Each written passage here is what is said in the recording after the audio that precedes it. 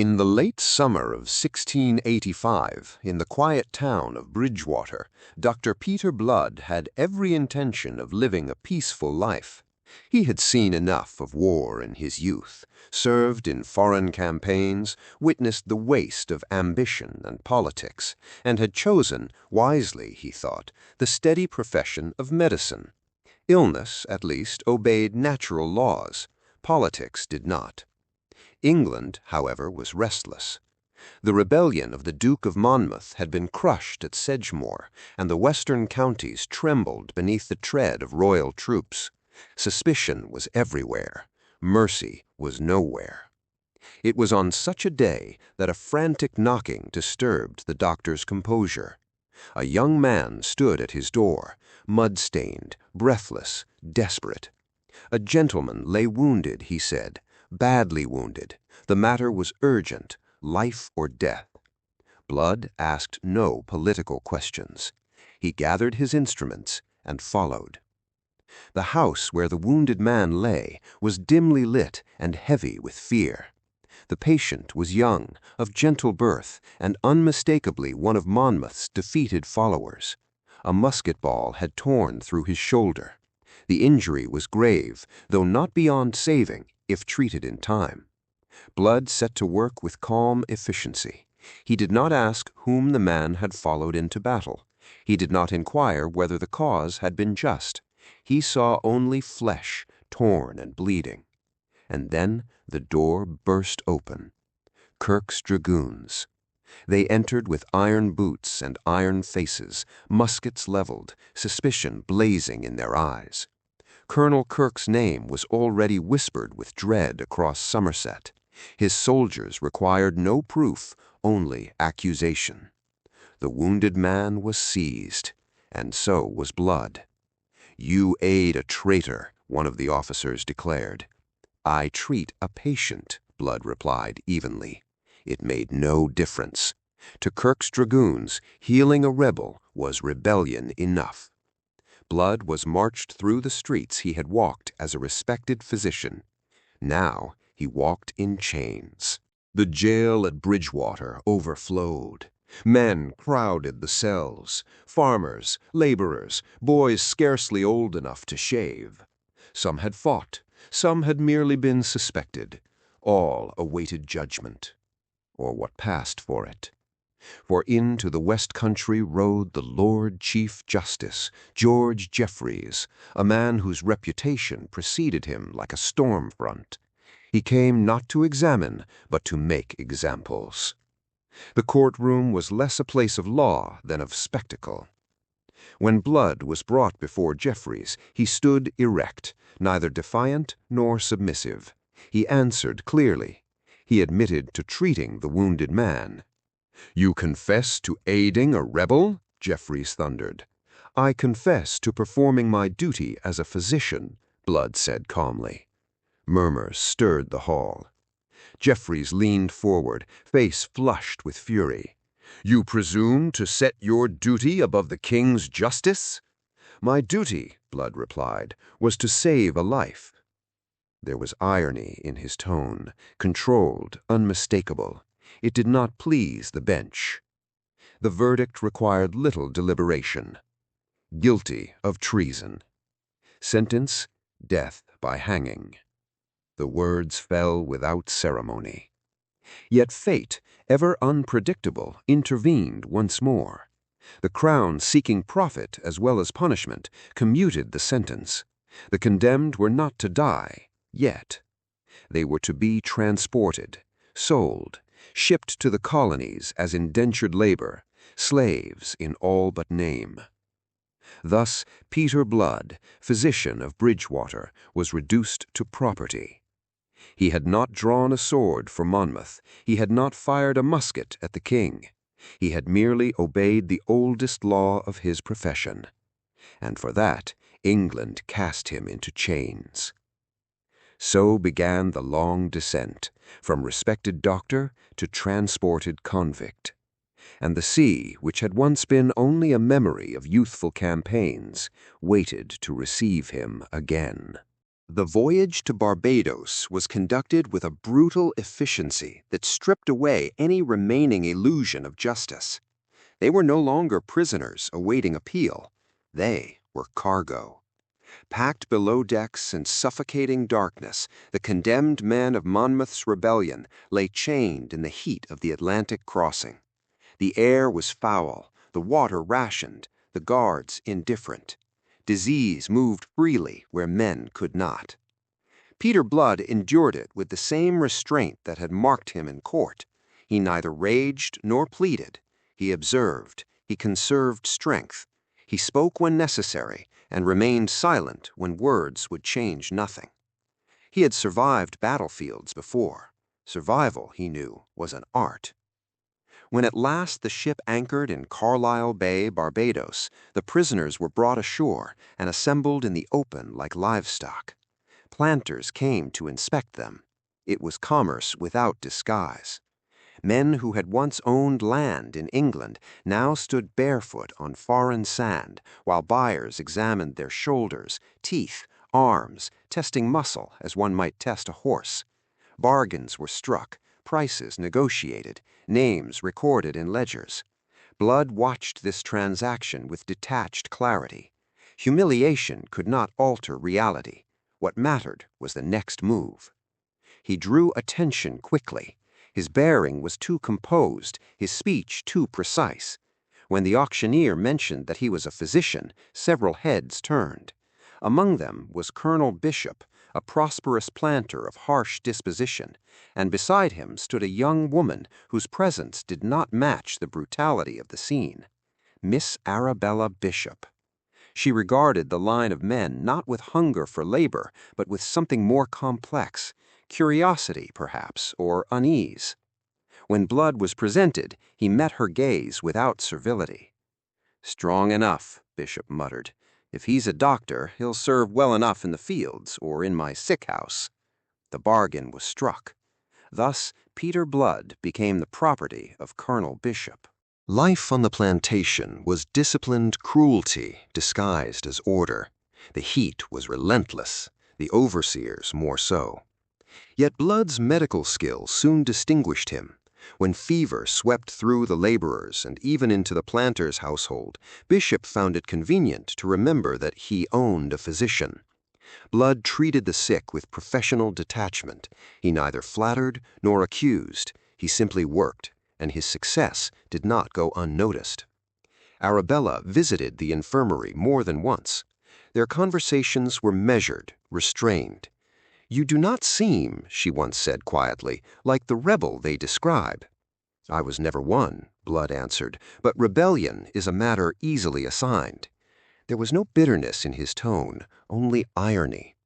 She studied him as though attempting to reconcile two images, the condemned traitor and the composed gentleman. But sympathy could not unchain him. He remained property. Hope came from the sea. A Spanish vessel captured and brought into harbor lay under light guard while repairs were made. Its crew had been removed. Its guns were idle. Blood saw opportunity where others saw distance. He began speaking discreetly with fellow transportees, men who had fought at Sedgemoor, men who had nothing left to lose. Unlike common criminals, they possessed discipline. They understood command. He did not inflame them with reckless promises. He presented calculation. The ship is undermanned. The harbor guard grows complacent at night. If we move swiftly, we reach open water before pursuit organizes. Some hesitated. Failure meant hanging. Blood regarded them steadily. "We are already condemned.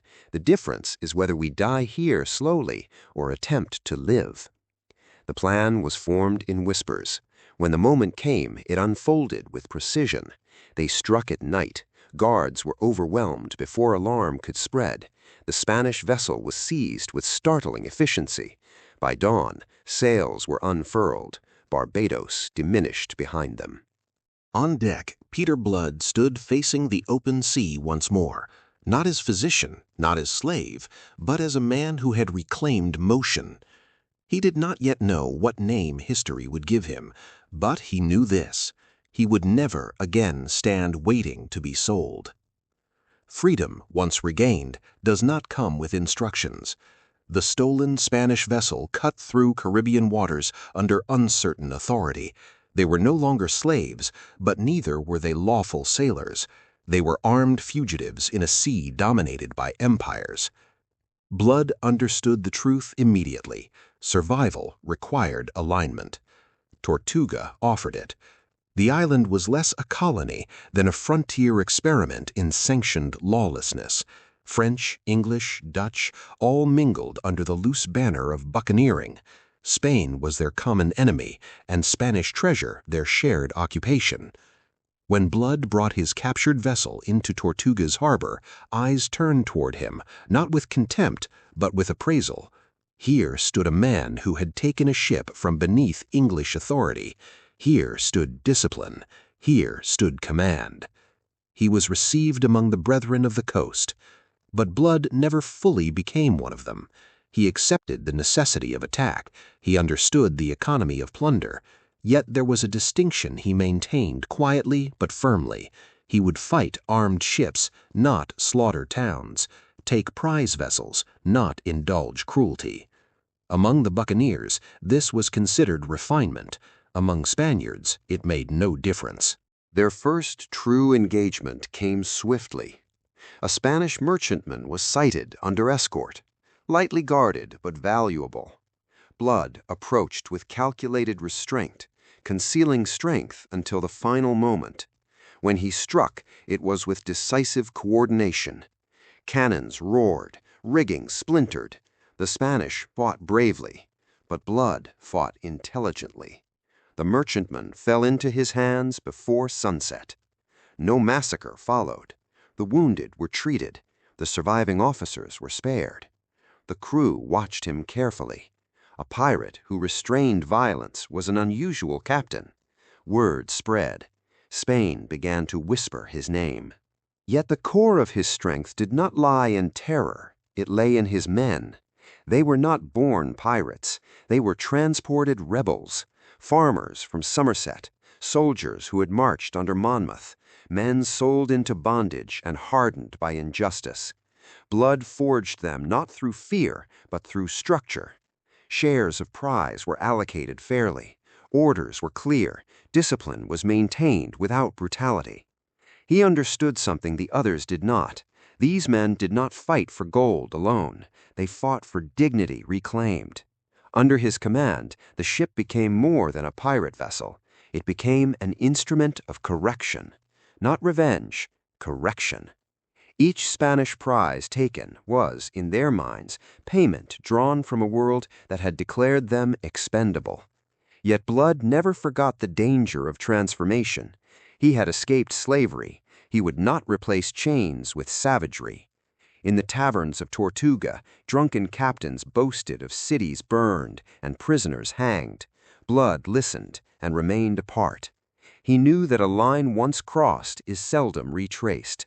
And though the Caribbean would soon call him pirate, his war was never against the helpless. It was against fate. And fate he intended to outmaneuver. Reputation in the Caribbean travels faster than ships. By the time Peter Blood next crossed paths with Spanish nobility, his name was already spoken in guarded tones from Havana to Cartagena. Some called him pirate, others called him something more troublesome, disciplined. The encounter with Don Diego de Espinosa occurred under conditions less theatrical than one might imagine. It was not a duel beneath flags of honor, but a calculated interception at sea. The Spanish vessel was armed and commanded with competence. Don Diego himself was no coward. He stood on his quarterdeck as the cannons opened fire, directing resistance with rigid dignity. Blood did not underestimate him. He approached not with reckless assault, but with maneuver. He feigned retreat, drew the Spaniard into pursuit, then turned sharply with the wind at his back. The exchange was brief but intense. A shattered mast and disciplined boarding sealed the matter. Don Diego was brought before him. The Spaniard's expression held fury restrained by breeding. "So," he said coldly, "the English physician now presumes to command fleets." "Circumstances are persuasive instructors," Blood replied evenly. "You are a pirate. I am a man denied the protection of law. The distinction is not entirely philosophical." Don Diego did not concede the point, but he could not deny that his officers were treated without humiliation. The wounded received attention. The crew was confined, not butchered. It unsettled him more than cruelty would have. Fate entwined their paths again through a matter of pride. Don Diego's son, a young officer, fierce in loyalty and eager to prove his valor, sought an opportunity to erase the shame of capture. His conduct bordered on recklessness. In an ill-considered confrontation, he placed himself in unnecessary peril. The youth spoke passionately of honor, of restoring his father's name, of filial duty requiring blood. Blood listened with a faint, unreadable expression. "There is a difference," he observed quietly, "between courage and impatience." "You would not understand," the young Spaniard snapped. "You are without lineage." Blood's gaze sharpened. "On the contrary, I understand precisely what it costs to defend a name." It was not contempt that guided him, but clarity. He could have exploited the boy's impulsiveness. Instead, he prevented escalation, refusing to convert wounded pride into needless death. Don Diego witnessed this restraint. Respect did not replace hostility, but it complicated it. If Don Diego embodied aristocratic pride, Don Pedro Sangre embodied something darker. Sangre was a hunter. His record was brutal, even by Caribbean standards. He believed mercy weakened authority. Ships under his command left wreckage and little else. When word reached Blood that Sangre sought him deliberately, the sea seemed to tighten. Their encounter was inevitable. Sangre attacked with aggressive force, closing distance under heavy fire, trusting intimidation to break formation. Blood countered with precision. He allowed Sangre to overcommit, drew him across unfavorable currents, then struck at the exposed flank. Cannon fire shattered Sangre's rigging. Boarding followed. The fight on deck was savage. When Sangre was finally disarmed and brought before him, blood streaked across both men's coats. The Spaniard's eyes burned with contempt. "You will hang me," Sangre said with certainty. "No," Blood answered calmly. "If I did, I would become you." It was not mercy for mercy's sake. It was refusal. Sangre was confined and later exchanged, not executed. That decision echoed louder than victory. Among his own crew, Blood's authority deepened. Among the Spanish, his legend grew complicated. He was dangerous, he was relentless, but he was not indiscriminate. And in the violent arithmetic of the Caribbean, that difference began to define him more sharply than any flag he flew.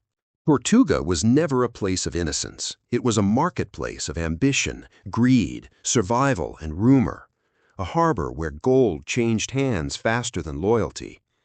When Captain Blood returned there after his encounter with Don Pedro Sangre, he did so not as a newcomer, but as a figure of consequence. His ship was sound, his crew disciplined, his reputation sharpened by battle and restraint alike. Yet Tortuga was ruled not by restraint, but by appetite. Among its most notorious captains stood Levasseur. Levasseur was everything Blood was not. Where Blood calculated, Levasseur raged. Where Blood restrained, Levasseur indulged. His exploits were sung loudly in taverns, towns burned, prisoners tortured, plunder seized without distinction. To many, such savagery was proof of greatness. To Blood, it was proof of weakness disguised as courage. Their rivalry had grown less subtle with time. One evening in the crowded tavern overlooking the harbor, Levasseur raised a cup and declared loudly that war at sea required cruelty. "You cannot win by playing gentleman," he sneered, loud enough for Blood to hear. "The Spaniards understand fear. They do not understand courtesy." Blood's reply was quiet, which made it more cutting. Fear breeds resistance. Respect breeds advantage. Levasseur laughed. "Respect does not fill a hold with silver." "No," Blood said, "but it may keep you alive long enough to spend it." The exchange ended without open hostility, but lines were drawn. The tension escalated when a Spanish vessel of considerable importance fell into joint reach. On board was not merely cargo, but a lady of high rank, a relative of a Spanish governor. Her presence transformed the capture from commerce to politics. Levasseur saw leverage. He argued for intimidation, humiliation, spectacle. Blood saw negotiation. "She is worth more alive and untouched than harmed," he told his officers. "We are not butchers." Levasseur accused him of softness. Blood ignored the charge. The Spanish lady was treated with strict courtesy. Her quarters were secured, her dignity maintained. Guards were posted not to threaten, but to ensure no drunken crewman mistook license for privilege. Negotiations followed. The ransom demanded was substantial: gold, trade concessions, and the safe return of certain English prisoners held by Spain. Levasseur pushed for harsher terms. Blood refused. "If we break word once," he told his men, "we will never again command trust, and without trust, even enemies will choose annihilation over surrender." The Spanish governor, reluctant yet pragmatic, paid.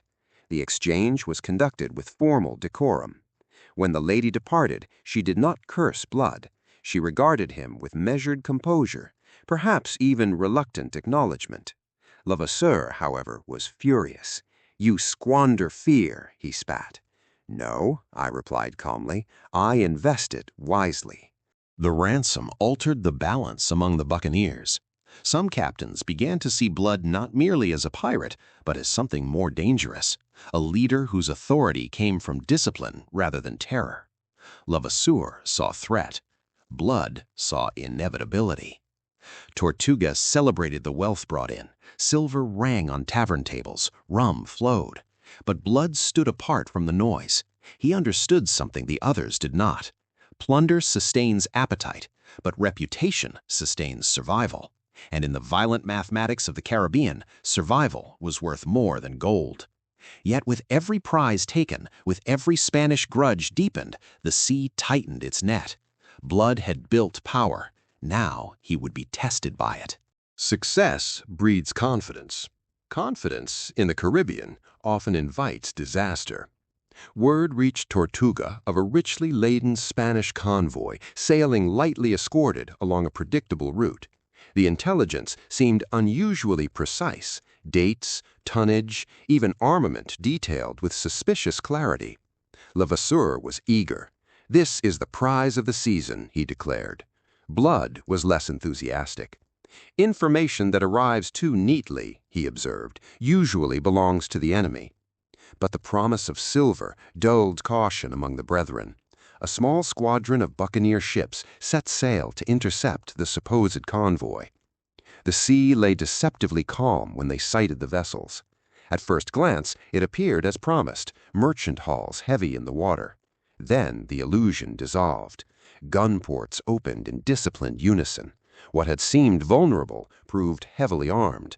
It was a trap. Spanish warships concealed in formation unleashed broadsides that shattered masts and tore through rigging. The sky filled with smoke, the sea churned with debris and splintered timber. Levasseur charged forward recklessly, trusting fury to overcome strategy. Blood did not. He altered course at once, drawing his ship across the wind, forcing the Spanish line to break alignment. He signaled retreat to some, diversion to others, preserving what could be saved. Several buccaneer ships were crippled, others barely escaped. When the smoke cleared, it was clear they had been outwitted. Back in Tortuga, accusations flew. Levasseur's temper ignited. "You doubted, and still you sailed," he barked at Blood. "I doubted, you rushed. You think yourself wiser than us all. No, I think before I move." The failure bruised more than pride. It fractured trust among the captains. Yet even defeat can clarify. Blood saw plainly now that recklessness would destroy them long before Spain did. Soon after, opportunity returned, but of a different character. The Spanish vessel Milagrosa sailed independently, carrying valuable cargo and several persons of influence. This time, Blood acted alone. No flotilla, No boasting, no rumor. He shadowed the ship for 2 days, studying its rhythm, its sail changes, its discipline. When the moment came, he attacked at dusk, positioning his ship to blind the Spaniards against the sinking sun. The engagement was swift. The Milagrosa resisted fiercely, but Blood's gunners were precise. Within an hour, her mainmast was compromised and her decks under control. Among the captured passengers was a nobleman related to Don Diego, another thread tying Blood's fate to Spanish aristocracy. The treatment of prisoners remained consistent, secured, not humiliated. The Milagrosa proved both prize and symbol. Where the trap had shown the cost of arrogance, this victory demonstrated the power of calculation. Blood's crew felt the difference. He did not gamble with their lives for spectacle. He chose his battles, and in doing so, he distinguished himself further from men like Levasseur. Yet even as the Milagrosa sailed under his command, Blood sensed the tide shifting. Spain would not tolerate his growing influence indefinitely, and within Tortuga itself, rivalry was ripening toward something inevitable. The sea had tested him with deception. Now it would test him with ambition. Politics soon intervened. The Caribbean was no longer merely a battleground of pirates and Spaniards. It was a theater of imperial tension. King James sought strength in the colonies, and governors needed experienced commanders. Blood's reputation, disciplined, formidable, strategically valuable, made him difficult to ignore. Governor Lord Willoughby extended a proposition. "Serve the crown," he said plainly. "Your past may be reconsidered." It was not forgiveness, it was utility. Blood listened without sentiment. To serve James meant legitimacy, but under a king whose justice had once condemned him.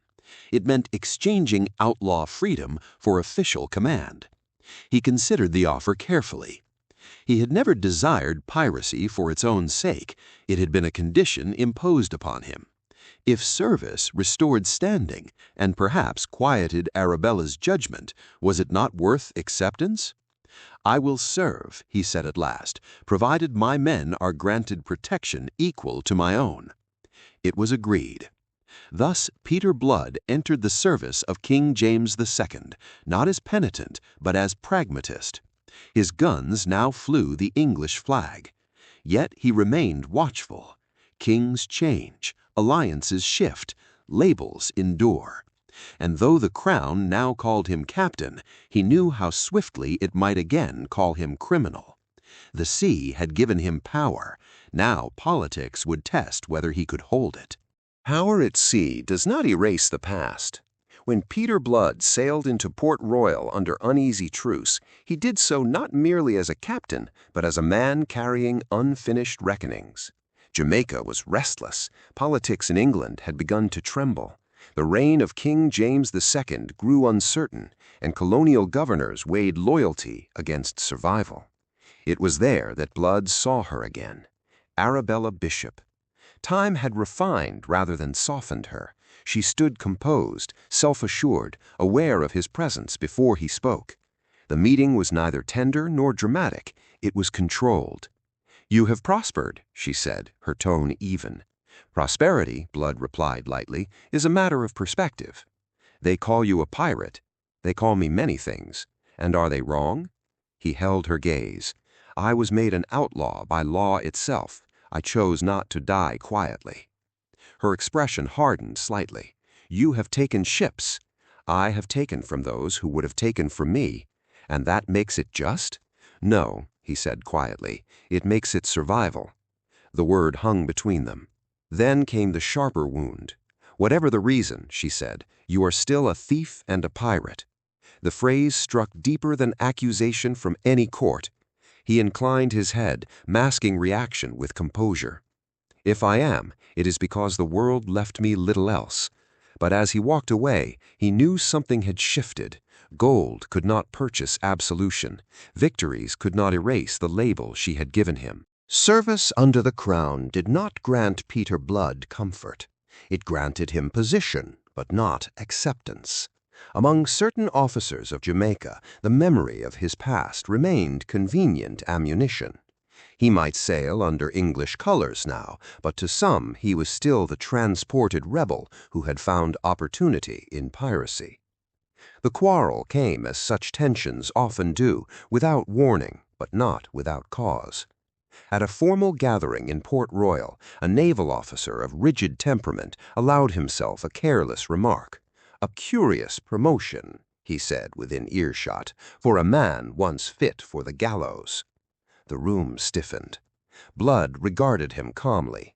"Promotion," he replied, "is often a matter of surviving one's accusers." The officer flushed. "You served against Spain as a pirate." "I served against Spain as a man denied lawful service," Blood corrected. "The distinction is inconvenient, I grant you." The exchange edged toward challenge. Pride and politics mingled dangerously. Governor Willoughby intervened before swords were drawn. A duel would have satisfied ego, but weakened unity. Yet the moment revealed something essential. Blood's authority was earned at sea, not inherited in salons. The Caribbean soon offered no time for personal disputes. Spain escalated hostilities.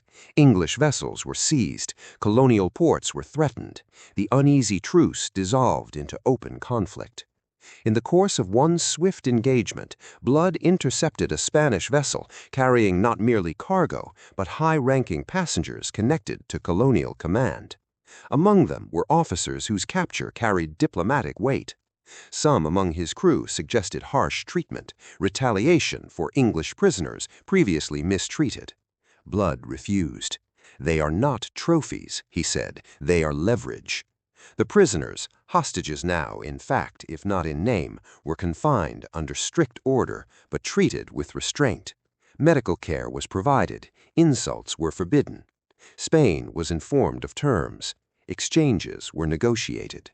Where others saw opportunity for cruelty, Blood saw strategic advantage. War, to him, was not chaos. It was calculation. The conflict intensified. Spanish squadrons patrolled aggressively. Fortifications along the Main strengthened. English colonies braced for retaliation. Blood's command expanded. He coordinated patrols, secured shipping lanes, and confronted Spanish forces in measured engagements. One battle proved decisive. Outnumbered but not outmaneuvered, Blood exploited shifting winds to isolate a heavier Spanish frigate from its support. His gunners fired with disciplined timing, crippling the opponent's rigging before closing distance. The victory was not spectacular. It was precise, and precision wins wars. Yet, amid cannon smoke and diplomatic negotiation, Blood understood something increasingly clear. War under a flag differs little from war without one. Men still die, politics still shifts, reputation remains fragile. He had escaped slavery, survived piracy, and entered royal service. But legitimacy, he realized, is not bestowed, it is proven repeatedly, and the Caribbean had not yet delivered its final test. History rarely pauses for individual redemption. While Peter Blood served under the banner of King James, events in England overturned the very throne he had agreed to defend. The Glorious Revolution swept James II aside, and with him fell loyalties sworn in his name. In the colonies, allegiance became a matter not of honor, but of survival.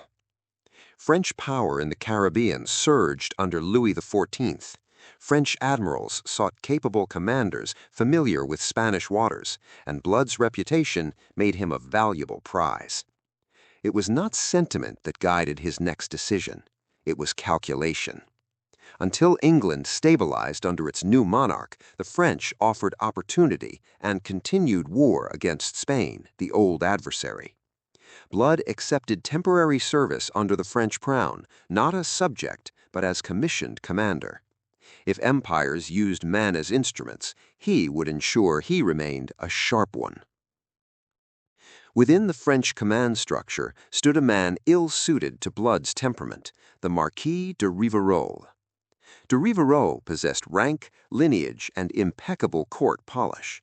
What he lacked was humility. From their first strategic council, tension simmered. "You are accustomed," de Rivarol remarked with faint condescension, "to irregular warfare." "I am accustomed," he replied evenly, "to effective warfare." The difference lay not in tactics, but in ego.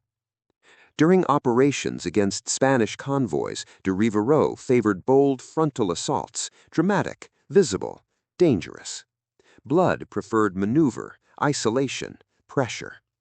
In one engagement, de Rivarol's impatience nearly fractured the French formation. Blood, reading wind and current precisely, adjusted position without waiting for formal permission, shielding the vulnerable flank and preserving the fleet. The maneuver succeeded. The report credited de Rivarol. Blood neither protested nor congratulated him. He had learned long ago that official narratives seldom reflect battlefield realities. The true test came at Cartagena. The Spanish stronghold stood formidable, stone bastions, layered defenses, a harbor guarded by artillery and disciplined command. To assault Cartagena required coordination and nerve. French command desired spectacle. Blood desired victory. The fleet approached under heavy tension. De Rivarol pressed for immediate bombardment. Blood argued for calculated positioning to draw Spanish fire prematurely. Argument flared. "You presume much for a former pirate," de Rivarol snapped. "And you presume wind obeys rank," Blood answered coolly. Ultimately, partial compromise prevailed. The battle erupted in thunder. Spanish guns roared from fortified batteries. Smoke cloaked the water, masts splintered, signals vanished in haze.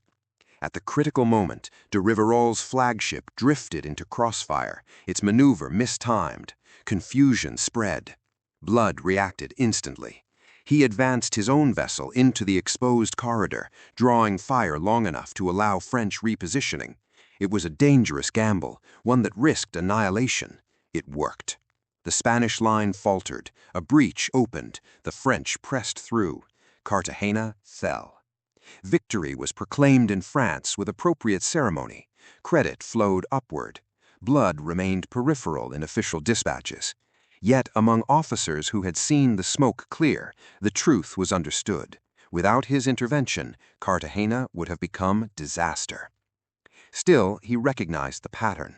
Under King James, he had been useful. Under King Louis, he was expedient. He remained a man whose legitimacy depended upon others' convenience. And so, as empires shifted once more, Peter Blood began to consider the only service that might finally free him from borrowed allegiance, his own nation, reborn under a new king. The sea had not yet delivered his final reckoning, but it was drawing nearer. Victory at Cartagena did not bring peace. It brought politics. In Paris, dispatches were written with elegant ink and selective memory. The Marquis de Rivarol's report described bold leadership, flawless execution, and strategic brilliance, his own. The role of Captain Peter Blood appeared as a subordinate detail, competent but incidental. Blood read the summary without visible irritation. "An admirable document," he remarked dryly to one of his lieutenants. "It contains everything except accuracy." De Rivarol, when confronted, responded with polished composure. "In war, Captain, history requires clarity. Too many authors confuse the narrative." "Clarity," Blood replied calmly, "should not require omission." The exchange ended courteously. The rivalry did not. Blood understood what this meant. Under the French crown, advancement would always depend upon aristocratic favor rather than merit. He had not crossed oceans and survived execution to become a decorative footnote. And events in England offered a new horizon. King William III now held the throne. The political landscape had shifted decisively. For the first time since his condemnation at Bridgewater, Peter Blood could return to English allegiance without contradiction. He did so. Service under William was not an act of opportunism, but restoration. England was no longer ruled by the monarch who had permitted Geoffrey's blood-soaked circuit. A new order demanded capable commanders in the Caribbean. Blood's record, despite its irregular chapters, was undeniable.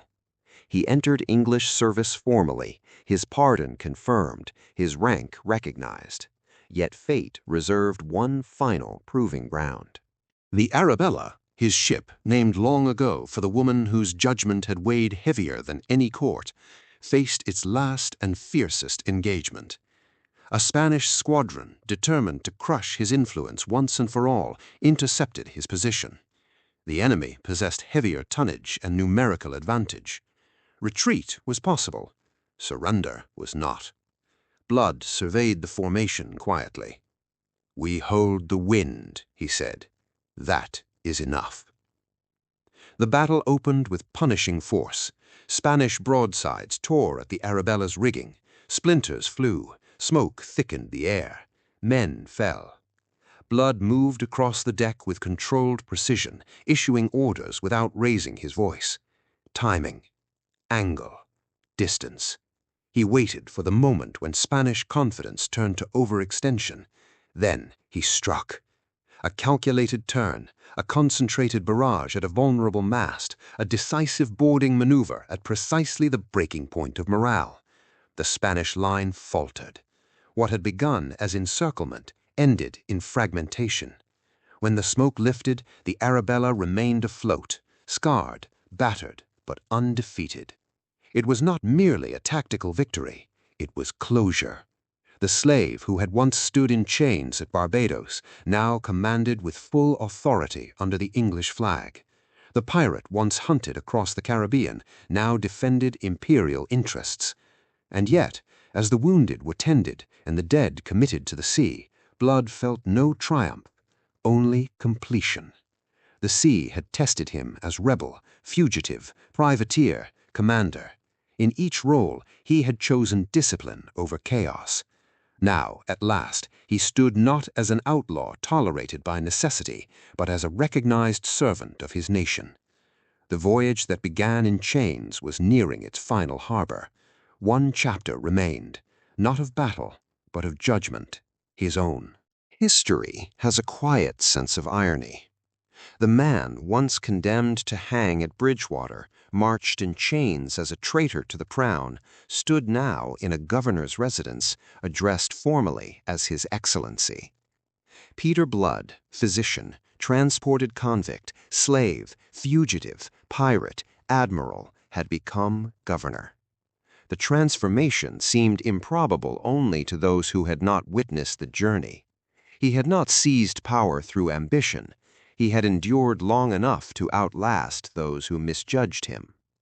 From the balcony of Government House, he could see the harbor where ships lay at anchor beneath the same Caribbean sun that had once burned his back in bondage. The sea was unchanged. Only his position had altered. But position, he understood now, is a fragile ornament. Authority can be granted. Reputation must be sustained. He governed not as conqueror, nor as penitent seeking redemption, but as a man who had learned the cost of injustice. He knew what it meant to be judged without mercy.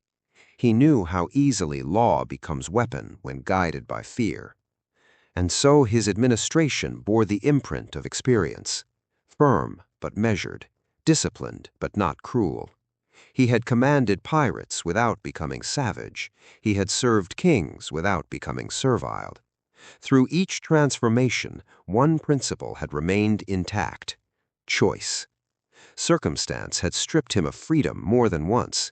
It had named him traitor, slave, outlaw. Yet at each turning, he had chosen how to act within constraint. He could have embraced brutality. He chose restraint. He could have surrendered to bitterness. He chose irony. He could have pursued vengeance. He chose strategy. The world had attempted to define him. It failed. In the end, Peter Blood did not win because he sought glory. He survived because he refused to let injustice shape his character. The rope meant for his neck became the chain that drove him toward the sea. The sea that threatened to swallow him became the path to authority. And authority, finally achieved, did not erase his past, it completed it. The lesson of his life was never piracy. It was integrity under pressure. A man may be condemned unjustly. He may be sold. He may be hunted across oceans. But if he retains command of himself, he remains unconquered. Thus ends the Odyssey of Captain Blood, not as a tale of plunder, but as a testament to the rarest kind of victory: to rise without surrendering who you are.